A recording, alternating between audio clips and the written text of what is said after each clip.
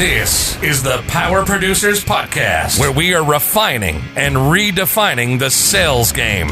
Rule number one is you have to believe in yourself. You're the only one who doesn't think you belong in this appointment. The prospect has already validated your existence by scheduling time with you. Get it through your head you belong here, go in there, crush it, and close the deal. A place where sales professionals can come to learn from other sales professionals and thought leaders that have mastered their craft. The difference between a good salesperson and a best-in-class salesperson is only 2 minutes. By spending an extra 2 minutes on what you might think is a mundane task in the sales game, you separate yourselves from the pack, you grow your book of business, you close more deals, and you retain your accounts. As well as their peers who are still striving for perfection to achieve their why. I have a wife and 4 kids. Failure is not an option. Real sales professionals, real stories, real results. Are you ready to feel the power? Welcome to the Power Producers Podcast, where we are refining and redefining the sales game. I got the beard back in the saddle with me. I mean, we've had a couple guest host episodes drop in the last week or two that I completely forgot about. The vid, man. Vid had me out of commission, bro. Listen, it's got my parents down right now. Ooh, yeah. They're vaccinated. Still got it. I mean, still so laid am up. I. It's but I would think that it had to have lessened the effects because it felt like a bad cold. But there was a day or two where I didn't get out of bed. I don't know. I'm not vaccinated, but I had it and built my own antibodies and haven't had it again and feel great. So I think I'm going to go out and run a marathon in the parking lot right now. Smart. Anyhow, we've got a very special guest today. Mr. Clayton Wood is with us. And we are going to talk about a whole bunch of stuff, but Clayton's coming from a little different angle in that he is a benefits guy. And we love talking about benefits, specifically when we're going in and talking about workers' comp. So I have a feeling discussion is going to be pretty lively today. Clayton, welcome to Power Producers, brother. How you doing? Well, thanks, David. Thanks, Kyle. Appreciate you guys having me on the podcast. Long-time listener, so gained a ton of value in the past from you guys. So why don't you give everybody the 10,000-foot overview of who Clayton Wood is, where he came from, and what he's doing right now? Yeah, I guess start from the beginning. I grew up in it. My dad was a benefits broker, owned an agency since I was born. So kind of grew up around the office and things. And in college, you go out and it's summer come along and you go get an internship, and I would talk to my parents about it. And then about a week later, my dad came to me and goes, "Hey, I'll pay you $1 more and I'll give you some unlimited PTO and you could work on these different things of the business. Just come work with me." It's kind of his way of trying to get me in. And so I did that for a couple summers, and I got to a point where my path was, hey, I'm going to take over the benefit agency of the family. And I'm just going to live in small town Ohio, cold as heck, and do that. I had a weird experience in college where I helped run a leadership conference in Cabo, St. Lucas, Mexico. And it was funny because, and I know everybody laughs because it's one of the best places in the world. And what we did is we told college kids, hey, you come down to Cabo, we'll pay for your hotel and your food. You just have to pay for your flight. And you got to sit through a conference from 10 in the morning to 3 in the afternoon. And then after that, you can do whatever you want. Sounds like a no-brainer. Better, it's during spring break. So, I mean, everybody came. What's the problem? Absolutely. But what we did is we brought CEOs and presidents and CEOs and all these different business owners across the country to come and talk about if they were 20 years old, what did they want to hear to be successful as they were today? And because I was there for a month straight, I get to listen to everybody. And everybody had the same concept. Focus, work harder than everybody else, do things people won't do, and really persist through the hard times. And it made me instantly think, okay, I can't stay in small town Ohio. There's just no way I could sit and just be a small broker. So I picked up and decided I'm not going to do the family business thing. I'm going to move to Charlotte, and which I got a job in the business development. So Clayton, let me ask you a question, because I may have spaced and not heard it, but I didn't remember hearing you say where you were from in Ohio. What part of Ohio were you from? Finley. Findlay, Ohio, small town, exactly probably where it is. 40 minutes south south of Toledo. So if you're familiar. My whole family extended is from Ohio. You can see the little awesome Buckeye thing up there. So can't see much of anything right now No. because you're completely blurred out. All right. Oh, am I? Shit. I can see it. We're Tampa Are Bay you Bucks guys Browns fans. Bucks fan? fan. I Bengals was born fans? here. I mean, but my parents are from Columbus, and so I'm a huge Buckeye fan. But I will definitely be Oh. rooting for the Bengals in the Super Bowl. Yeah, I will too. I think I'll root for the Bengals. I don't know, man. That's kind of a tough one. I feel bad for the Bengals because it's been so long since they've been there, but I feel like Matthew Stafford put so much time in Detroit, and he is a very much above average quarterback. Definitely. He has crushed it in fantasy. He's a top 8 QB in the league. Oh, But yeah. does he get into the Hall of Fame without a Super Bowl? No, I had this discussion with my buddy because he's like hating on Stafford, and I'm like, dude, he doesn't get as much credit as he should. He was on a horrible team his entire career. He crushed in fantasy for me though, especially when he had Megatron. Yeah, I mean, I like Burrow. I'll be rooting yeah. for the Bengals, and and fuck the Rams because they beat the Bucks. So it's just kind of like I'm still a little salty about that, but Sounds like it. whatever. I'm not ashamed. I'm a Yeah. dedicated, miserable Dude, Browns fans are fan. crazy, man. I always will be. I know a million of And them, and they I are the think- most loyal fans of any type of fan out there. They've sucked for so long. That's It's because like- when we were kids, we had to sit in the Mistake by the lake with 15 layers of clothing on, and when the wind blew, it felt like you were buck naked sitting in the stands. It's so brutal. Worst stadium ever. I saw my first Yeah, right. playoff win ever last year. I mean, that's how dedicated. But I mean, Right. being in the same division, Yeah, you want to exactly. hate the Bengals, but seeing Burrow Yep. being a hometown, not a hometown guy, but home All right, so we state guy, I interrupted just you wanna around root the him time on you got to like crazy, Vanguards. too. Let's keep going. yeah. 'Cause we're horrible influences. Yeah. Yeah, so that's all right. Quickly, I figured out I'm not a corporate guy. I mean, I couldn't stand being able to or having to make the same money as the person on my left and the right and work 10 times harder and put in more hours, and it just drove me nuts. So what I did is, I'm on this certified financial planner advisor track, so maybe I'll join an independent advisor. So I kind of Googled all these different advisors, and I just best advisors in the state. And I found this guy that was in Charlotte, huge book of business, always top 5 best advisors. And I just reached out to him and interviewed with him and got a job. And he kind of had the same mindset as a lot of the business owners that we've met with at Cabo. It's focus, work hard, be consistent, things like that. And he grew his whole book by cold calling. I mean, just cold calling like nuts. And he did it for 30 years and runs a $15 million revenue business with 20 employees. You So said he he's just did it making a for killing. 30 years or Absolutely 3? killing. And so being the young 30, guy, yeah, okay. no, he He's cold a I was called going to say 30. 15 mil He still in cold calls, 3 and he's in years his is pretty late 50s. strong. So Right. So that being the young guy, I was the cold caller. I was the young guy, and we only worked with doctors with $2 million in their account. So I had to call surgeons, cardiologists, radiologists, pull them out of surgery, and It's a say, great "Hey, do you want conversation. financial I'm sure planning?" they I were mean, it was wide open, too. miserable, miserable. Sure. Oh, I mean, yeah. I used to get told to screw off every day, every single day. I would pull surgeons out of surgery, and they'd yell at me that they're trying to save lives, and I'd say, "Well, hey, you want Right. financial planning?" And I get hung up on. And then when they wouldn't have $2 million, and I was probably 22. Oh, that's the best. And I'd have to tell them, "Hey, if man, you just had don't have that enough money for surgeon us, come out and of we couldn't work with surgery you." and get nasty with you, I would have probably said something like, "Oh, you probably don't have $2 million in the bank anyhow." Then they'll get mad and they'll actually tell you what they have, and you can get them to talk longer. Well, exactly. It's exactly what we did, and we would.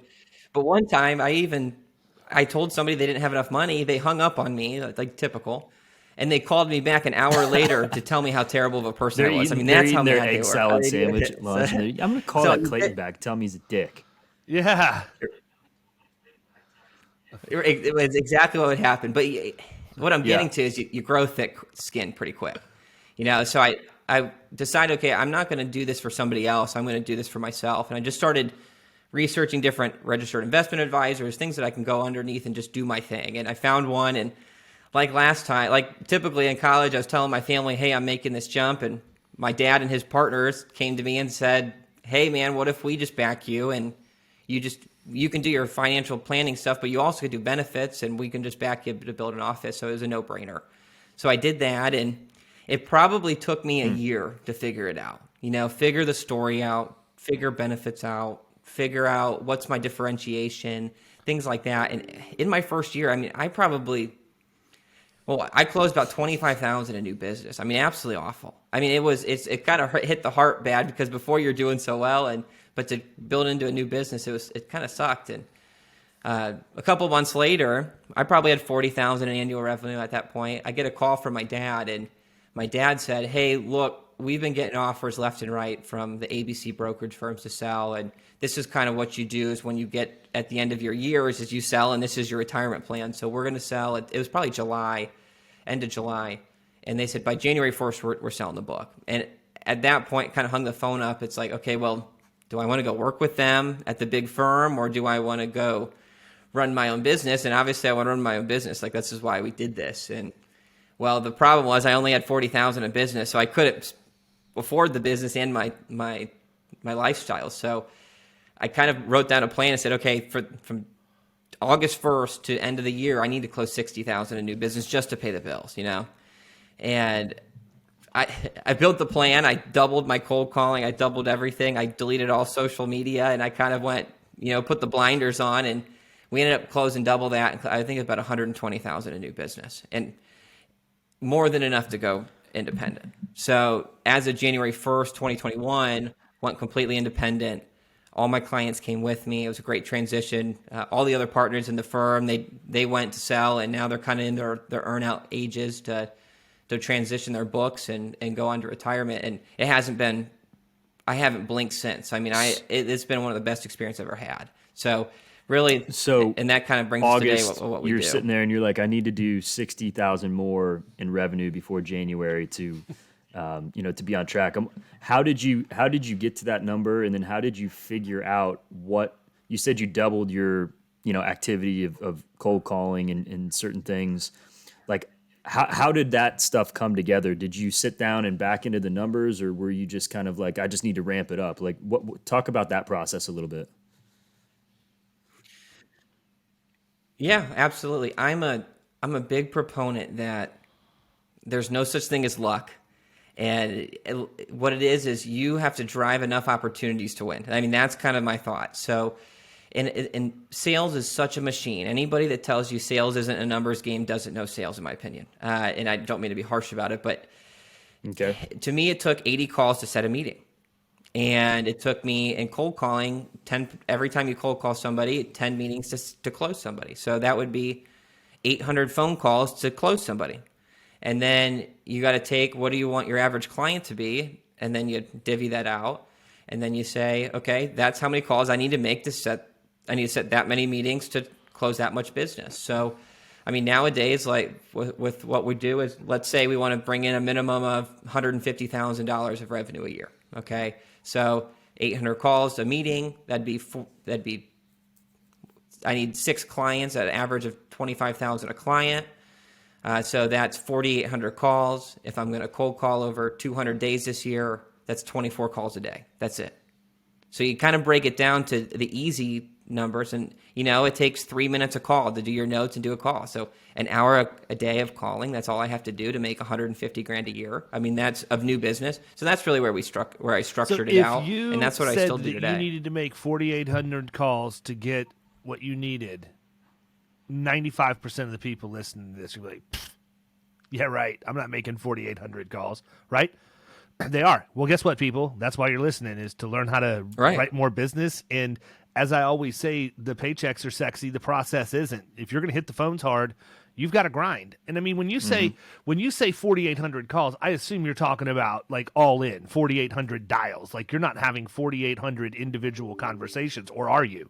Are you counting a call? Yeah, okay, exactly. Because I mean, there's a lot of attrition right there, just in the fact that people aren't doing it. I was on a 2-day Fix Your Agency workshop with Billy Williams this week, Dr. Billy Williams, and Cody Askins was on there. And I don't know if you follow Cody or not, but he was talking a little bit about some of the things that they do on, in his side of things, about how you're calling people for life, right? And it was triple dial, boom, boom, boom, right? You triple dial to get people on the phone. And it seems like you're doing a lot of excessive work, but it works, right? Now, I've never heard of anybody say triple dial, but I used to be the king of calling them leaving a short voice message and then waiting like 10 seconds so that I knew they were listening to the voice message and then calling them right back and, going from there. But what's the thought process on that for you? What's Like that? why? But just why leave a short message and call them back? So when I say in the old days, I'm going back to back in the days. I don't even know that cell phone companies do this anymore, where you get the ring with the drop, the ring with the beep at the end of it, so they're on the phone at that time. Yeah. So I did it really to be nosy and see if they were listening to my voice message immediately after I left it, right? That's where there was a lag between calls. And most of the time, man, you'll get them, right? You'll get them. Now, there's been a lot of stuff that's changed with cell phone technology at this point. And, for me, it's actually gotten me into a little bit of trouble with missing prospect calls, but I changed my iPhone to where anything that is not in my stored contacts does not ring through, period. Just goes straight to voicemail? Straight to voicemail. And it has cut down my calls by like literally 80% of stuff coming to my phone. Because most of it's the car warranty people. Yeah. Or most of it's garbage. Or somebody wanting to buy my home. Or somebody trying to sell you life insurance or... Yeah, some guy pulling me out of surgery. I mean, my gosh, I was trying to get that funny. But anyhow, so I want to talk about this a little bit, though, because I think it's important, man, because what I'm hearing is you're not afraid to do the work, but what's it look like when somebody answers? Like, what's that? Like, you're going to immediately get hammered with objection. Look, nobody wants to talk about financial planning.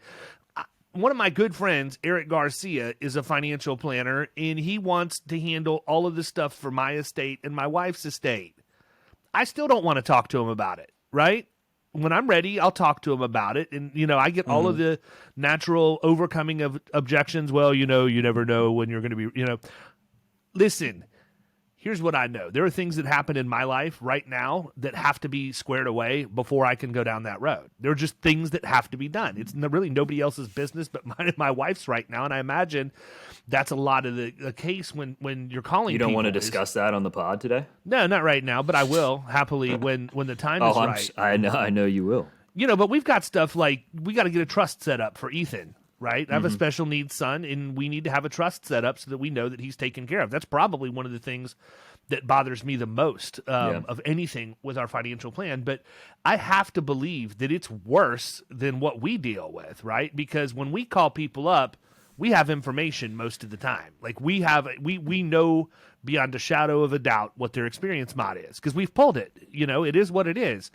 But I'm interested when you're calling, did you have information on these people that you were going to use as a wedge? Or are you just trying to establish some type of conversation? And Chris from Connect and Sell, Chris Beal, talked about this when he was on the podcast. He said, you got 7 seconds. 7 seconds from the time somebody gets on the phone. So what's that first 7 seconds look like? Well, let me back up quick and say we do financial planning and we do 401ks and all that. But that has become probably 25% of our business. Most of our business now is benefits. And we've kind of taken a financial advising approach on the benefit side and working on custom benefit self-funded plans. But yeah, you're right. You need to make a difference in your cold call the second you're on there. And the data we're using is probably not as much detailed as a mod like you guys see, but we're just scraping 5500s through different My Edges or Zywaves or Judy Diamonds, knowing how many employees are on a plan. And I mean, for larger plans, they do have premium dollars, but for some reason, it just never seems always correct. So really, it's dividing down those employers that fit within our cup of tea and calling those. So we work with employers with 50 or more employees, typically enrolled on the medical plan. So we try to call employees, or I try to call employers that have more than 50 employees and pitch the pitch. And most brokers in the benefit side, I would say probably 90% sell retail plans. I mean, they're going to your main carriers you heard of, Blue Cross, United, Cigna, Aetna's. And there's a rule or policy with those carriers that if multiple brokers go there, they have to give out the same exact price to every broker. They got to be fair. So if you get a client and you just quote those 4 brokers or carriers every year, there's a really good chance you never lose a client. And most employers are they're stuck in where they think that that's their only choice. So when you build the cold call, to me, it's do whatever you can take to get the call, but say something interesting in the first 10 seconds so that they want to meet with you, because they're not going to remember what you said on the call 2 weeks ago to get the meeting. But we use different cost containment strategies. I always give an example. Say, hey, one of my clients, 112 of their plan, they put a prescription management program in place, and we saved them $234,000 in the first year. And we gave employees $0 copays on prescriptions. So that makes it kind of flick in their heads like, well, shoot, how did he do that? You know, how does this guy bring a strategy like that I'm not getting at a typical retail carrier that I have? So it's okay, let us show you how to do that. Let's jump on a Zoom call. Let's do it in person. I rather do in-person meetings, but everybody wants to do Zooms nowadays. Let's set a meeting on Tuesday or Thursday next week. So it's really just give them an example. Say, hey, my typical client is, or clients hire me because of X, and give them a real dollar example, number example that makes it flick in their head that, okay, I should give this guy or girl a chance So you to said meet with them earlier for that 20 minutes. the cold calling kind of gave you some thick skin pretty quickly. What was like the biggest lesson you learned from your time making all those dials?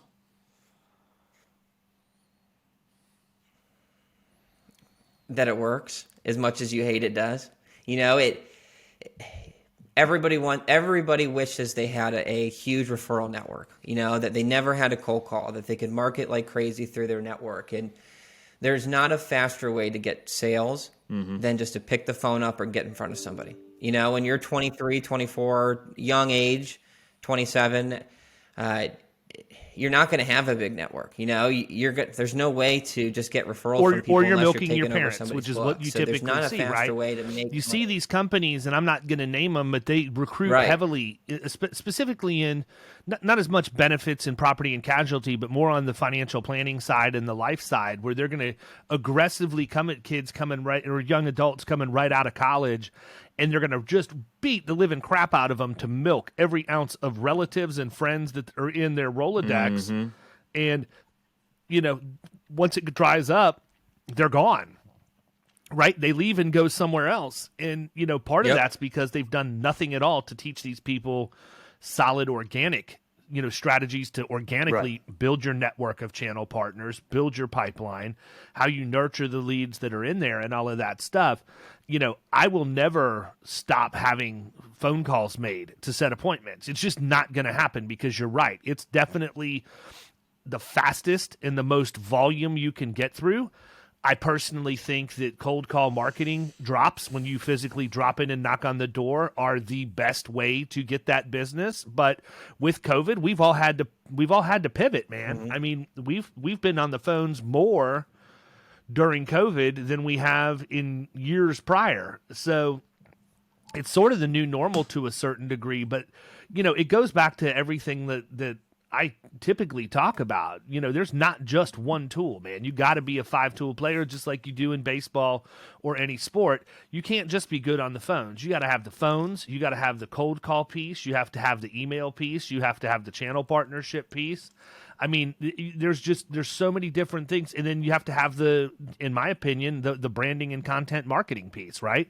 Because that's passive lead generation. Yep. And I think that, you know, average producer out there can't get their head around it. The average agency principal has always done it the same way, so they're not really valuable to them in most cases in terms of training them and showing them the way to do things. And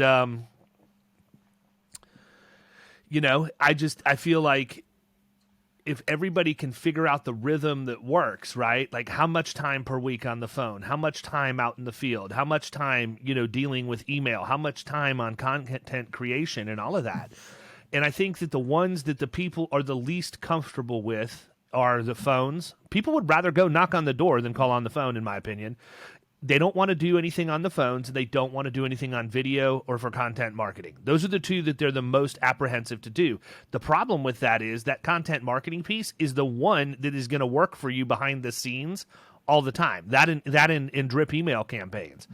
So, you know, from my perspective, people need to get comfortable real quick with doing videos for YouTube and turning those into blog posts and getting them out onto the internet, because that's officially a salesperson working for you 24/7, 365 in the background while you're out doing your other stuff. Plus, if Kyle goes out to an appointment and he's talking about return to work, he has instant credibility if he says, hey, I wrote a series of articles on return to work and all of the materials you need to build your program are right here. I'll send you the link when I get back. Boom. Now this guy's an instant authority on that. Do you think they're going to take the time to do it? No, but they will hire the guy that wrote the series of articles about it because they know he knows what he's talking about. So if you're a producer out there and you're not doing literally you could do more than 5 things, but if you don't have 5 core competencies in your game, you better figure out how to get them there in a hurry because 3 will never beat 5 as far as I'm concerned. I think one thing that makes sales and cold calling and the content marketing so tough is it's demeaning. It gets you to a point in your life where you say, why am I doing this? This is so freaking hard. Why do I put myself through this stress? And I'm sure you've put out a ton of content and nobody views it once in a while. And you think to yourself, why do I even do this? I always tell myself, sales is a roller coaster. Whenever you have your darkest day is when you close the biggest business.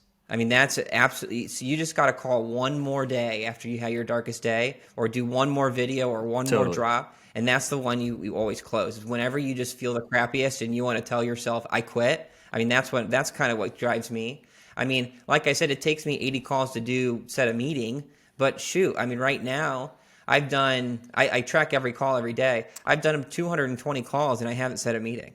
But I know over average it's going to be 80. I just got to keep calling, and then one day I'm going to hit 5 in a row. It's kind of like there one were of those so many examples. times You when I just was got to be persistent. going B2B selling office supplies where it was just a rough day. I mean, like once I was there for a few years and kind of got the flow of everything, I could go out and I could I could close 2 accounts in my first 3 to 4 doors that I went and saw. But there was the occasional day where you're just getting bludgeoned, and it's 4 o'clock. And you're like, dude, what the hell is going on? I'm like, all right, I'm gonna hit this last little strip of businesses, and we're done after that, and we'll get them tomorrow. But almost every single time, without fail, you walk in and it's an account, and you pick it up, and then afterwards you're just like, dude, you got to keep pushing. You got to hit that one more call, that one more door, whatever it is, and it's gonna come through. So I agree. So what was the icebreaker, man? You got 7 seconds. How do you open the call? Well, like I said, I'm just trying to, quick as I can, say my name, my company, Clayton Wood, CB Wood Financial. We do employee benefits, and then instantly give an example, like I said before. And it could be an example about how we're sourcing prescriptions, and which, like I said, saved a company $234,000. Another example is we're lowering, or we're managing claims in a way that we can lower the deductibles and out-of-pocket maximums for your employees at $0 to $0, and so what's save the you on average claims amount? costs in the What's the background average at the same amount time. that you're So able to save again, somebody? So it's typically when we're moving from a retail plan, so a fully insured plan, to a self-funded plan, it's typically minimum 20%. So a group with 100 employees, they're going to spend $1 million a year on benefits. We're going to save them $200,000, and it's almost guaranteed. So one of the easiest ones, I guess, to give you an example of what we're doing. So like sourcing prescriptions. So you go to the pharmacy, you use your card, you get your prescription from the pharmacy, you pay your $25 copay. But in the background, your employer is actually paying for the rest of that prescription. So what we're doing is we're putting a sourcing vendor in place that has 3 different ways of sourcing. One is we can get prescriptions straight from the manufacturer for free. And it's usually the specialty drugs. So the biggest one everybody talks about is Humira, because it's the highest revenue driving drug in the country. $6,000 a month, $72,000 a year. So we can source that prescription straight from a manufacturer and get that completely free for the claims fund for the employer, and then $0 for the employee. So one Humira, we're instantly saving a client $72,000. If we can't source it like that, there's things called copay cards. So anything that you see on a commercial, Google it sometime and put discount card, coupon card, whatever it is afterwards. And you can get that drug. These coupon cards have anywhere from $1,000 to $100,000 on them. So we build these benefit plans to be able to utilize all that coupon card to the most that it can be used for. So that saves about 80% on the prescription. And then lastly, we have pharmacies in Canada and Mexico that prescriptions are half the cost as the exact same prescription that we get it for 50% off. So a company, typically their claims, 27% of their claims goes to pharmacy. Small businesses, a lot of the times it's 50% of their claims, and we can cut that into a third instantly by using a sourcing vendor like that. So we're just adding in, what we're doing is we're managing claims in a very efficient way to know what it costs before they go to a procedure, know the cost before they go to imaging, direct primary care, specialty care, pharmacy, etc. Managing those claims in the right way so the employer pays less money. So my thing is, if I'm calling that doctor, So, and I'm not going to criticize you, but if I've got 7 seconds, everything you just said, you lost me. Period. Like. Well, I guess I'm not talking the cold call anymore. I'm just talking what we do. I took everything that you said, and what I surmised is, Doc, listen, I know that you're busy, but I can give you $200,000 for 5 minutes of your time. Right? Now I've got his attention. Now I can talk about whatever I want. But that's what I'm getting to. When you're cold calling on the phone, when you're door knocking or whatever else, you have to have that shock and awe. Somebody's going to, I don't care how much money they have. If they got $2 million in the bank, they still want to know how you're going to give them 10% more money, right? So, that's something that's going to get people's attention. Same thing we do with the workers' comp side. We could call and tell them what their experience mod is. That's not going to, that is not what's going to catch their attention. Half these people don't even know what the mod is. But if you tell them they're paying 50% more than their competitor, now they got something to figure out, right? And the other thing I think that a lot of people, another angle that you can use, and I'm not necessarily saying this per se from you, but this would also work for you. It's the same thing that I do, and that is with all of the issues people have with hiring and retaining talent right now, I'm of the mindset that I want them to understand that I'm working with their competition to reduce their total cost of risk. And because their competition has taken that seriously, they have the money to spend more money per hour on an employee, give more robust benefits, and have better pricing structures for their clients so that they can gain market share. So if you want to get market share, I would suggest you talk with us, because the people that are taking it from you right now are our clients. Yeah, that's great. I think you hit, first off, you're absolutely right. Every cold call or first interaction needs to have that wow factor. There's no silver bullet to it. I think you always have to critique and try to change what you're doing to make it most efficient. I think at the end of the day, you could call someone and say, and it's not going to work, but you could call somebody and say, hey, I want to meet about your benefits. And then if that's all you said, and you knew that it took 250 calls to set a meeting just by saying that, do 250 calls. If you just know your numbers, who cares what you say? You're gonna get burnt out. You want to make it sure you're doing better in that case, but just know your numbers and do that many, and you know that's how you're going to be successful in the business. Well, what's your Kyle, thought on that? I'm gonna let you talk for a second. Okay. Yeah. I agree, like, with the whole numbers thing, especially initially when you first start doing something. Like, you've got to kind of make up, in numbers what you initially lack in skill. Like, there's gonna be a little bit of a drop off there, and I had to always tell the people that I was training that. I mean, they're new, they're coming in, and they've never sold whatever it is that we're selling. Like, they may have to see 50 businesses before they get that first sale. Whereas if I've been doing it for 3 or 4 years, it might only take me 5 or 10.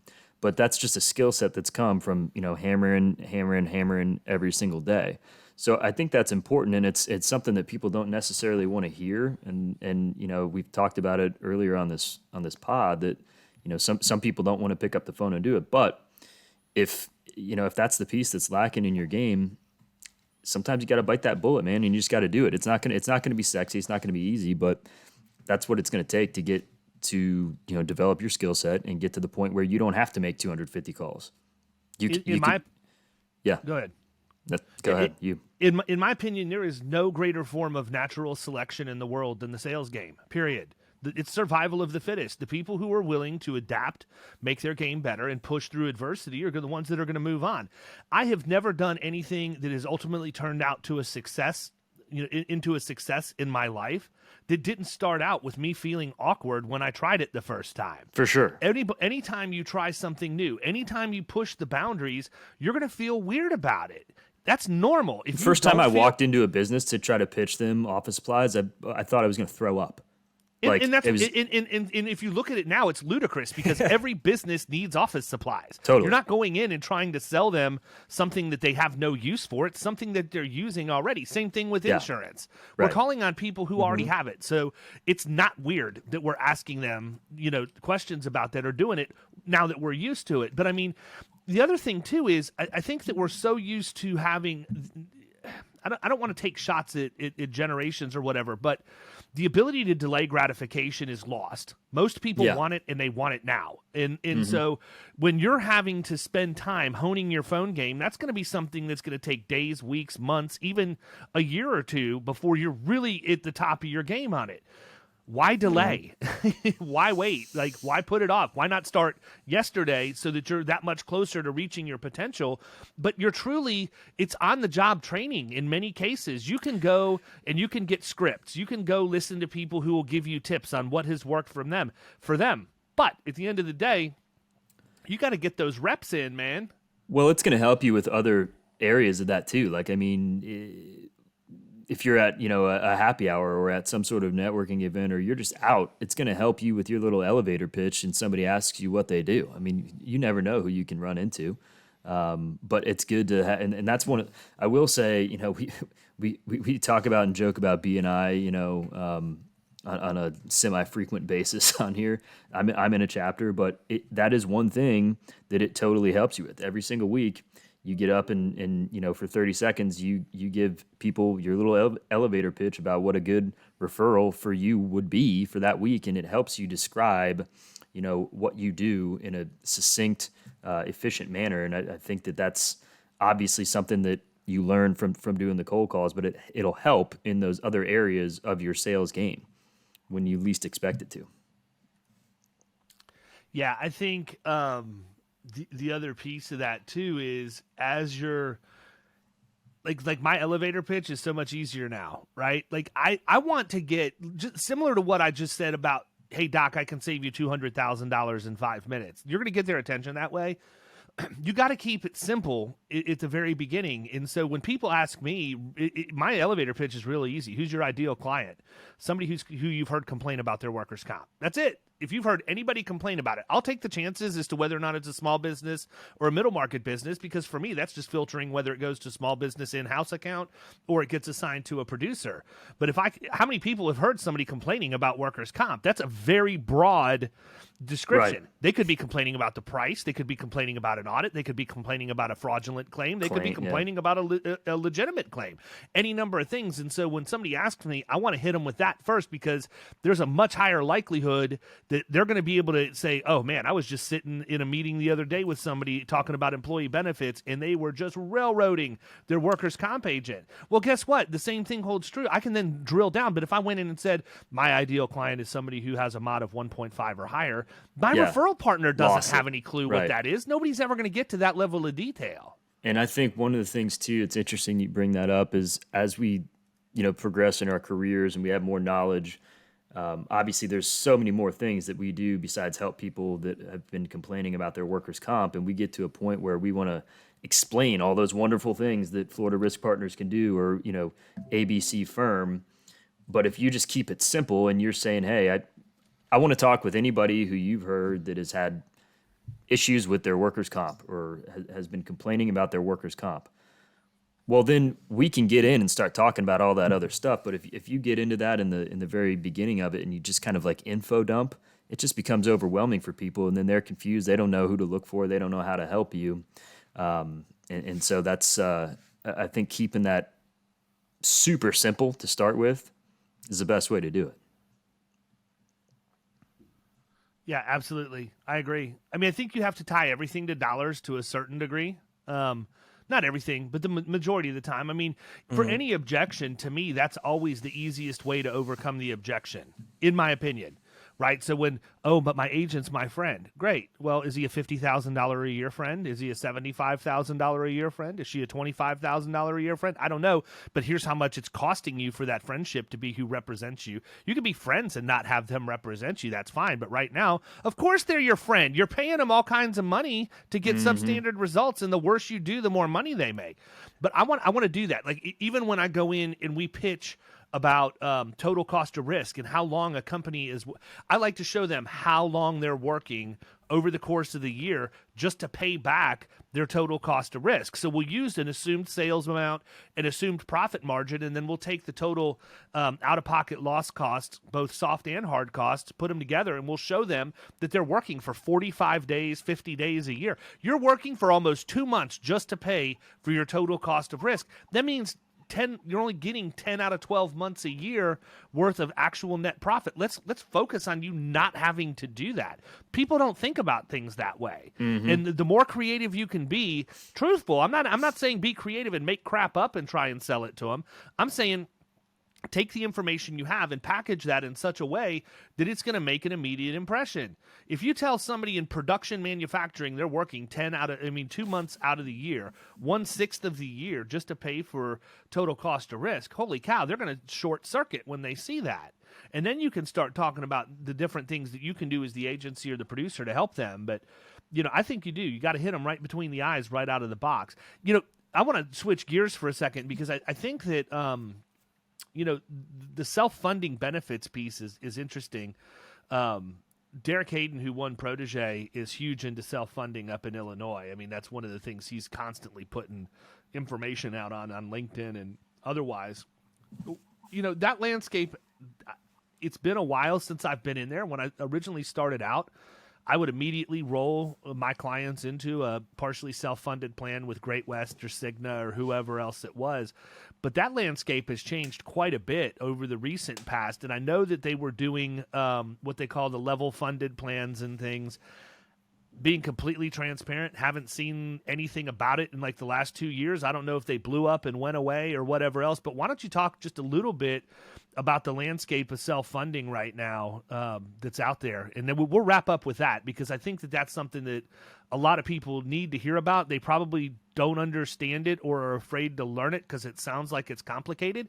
But people, if you can write workers' comp, you can write self-funded benefits. The policy structure and the financial mechanism is almost identical when you look at how you back into the way those things are structured. So talk about that just for a little bit and how, how you're using that out in the marketplace, number one. And number two, there's a lot of P&C agents, and I know we got a ton in North Carolina that are probably looking for somebody they can refer stuff to. So talk a little bit about what you could do to help solidify their P&C book since you don't compete with them on the property and casualty. That you could be a very valuable weapon to agents in North Carolina and the states you work just to keep other agents from sniffing around their accounts. Right. So let's start with your typical fully insured and why would you want to go to self-funding and what's the difference? So your typically fully insured plan, I mean, it's the car insurance you're used to. You pay your premium on a monthly basis, and when you claim, the carrier pays the rest of your claim, and at the end of the year, they give you your increase, and they really don't tell you what they're doing with your money behind the scenes when you're paying that premium. Really what they're doing is setting money aside to help pay for that claim, and their goal is to have you not claim that much so they have that excess profit.